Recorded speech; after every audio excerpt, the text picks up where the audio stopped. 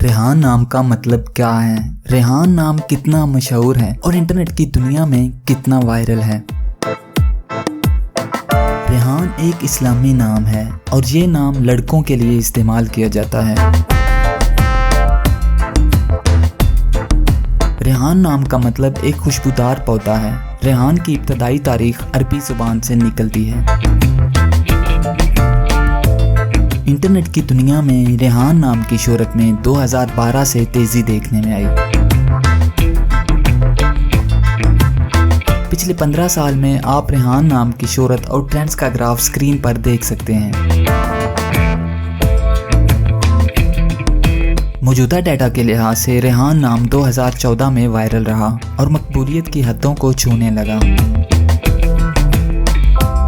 रेहान नाम पाकिस्तान, मलेशिया और यूएई में बहुत पसंद किया जाता है और कसरत से इस्तेमाल में है।